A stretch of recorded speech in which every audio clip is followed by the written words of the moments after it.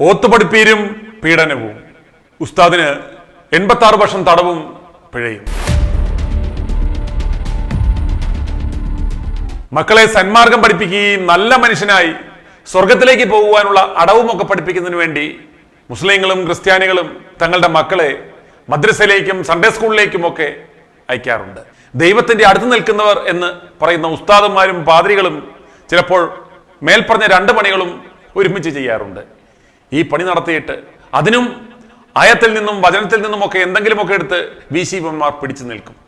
ഇത്തരം ചൂഷണങ്ങൾ ഉണ്ടാകുമ്പോൾ വിശ്വാസികൾ പലരും പരാതിയുമായി മുന്നോട്ട് വരാറില്ല. കാരണം സമുദായത്തിന് നാണക്കേടാകും എന്ന് കരുതിയാണ്. എന്നാൽ ഇത്തരം പീഡനങ്ങൾ ഉണ്ടാകുമ്പോൾ ഇപ്പോൾ അല്പം മാറ്റം വന്നിട്ടുണ്ട്. മാതാപിതാക്കൾ അത് പോലീസിൽ പരാതിപ്പെടാൻ തുടങ്ങിയിട്ടുണ്ട്. കഴിഞ്ഞ ദിവസം തിരുവനന്തപുരത്ത് 25-കാരനായ ഒരു മദ്രസ അധ്യാപകനെ ഓത്തുപഠിക്കാനെത്തിയ പ്രായപൂർത്തിയാകാത്ത കുട്ടികളെ പീഡിപ്പിച്ചു എന്ന കേസിൽ 86 വർഷം കഠിന തടവും 2 ലക്ഷം രൂപ പിഴയും കോടതി വിധിക്കുകയുണ്ടായി. തിരുവനന്തപുരം പോക്സോ കോടതി ജഡ്ജി MP ഷിബുവാണ് ശിക്ഷ വിധിച്ചത്. 1-ാം പ്രതി കടക്കൽ കാഞ്ഞിരത്തുമൂട് ബിസ്മിപുരയിൽ താമസിക്കുന്ന സിദ്ദിഖിനെയാണ് കോടതി 86 വർഷം കഠിന തടവിന് ശിക്ഷിച്ചത്.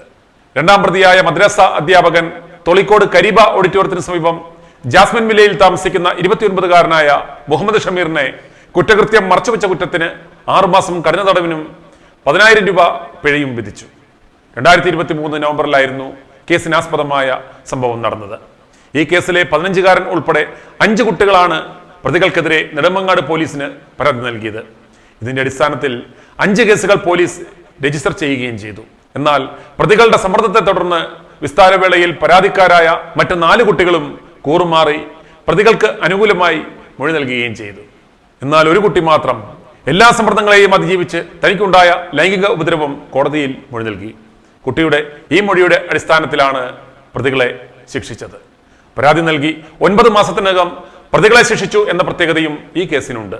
താൻ അപകടത്തിൽപ്പെട്ട് കിടപ്പിലായിരുന്നുവെന്നും ഈ കുറ്റകൃത്യം ചെയ്തില്ലെന്നും ചികിത്സാരേഖകൾ ഹാജരാക്കി പ്രതി കോടതിയിൽ മൊഴി നൽകി.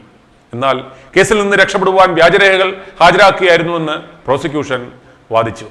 പ്രോസിക്യൂഷന്റെ ഭാഗത്തു നിന്നും 21 സാക്ഷികളെ വിസ്തരിക്കുകയും 34 രേഖകൾ ഹാജരാക്കുകയും ചെയ്തു.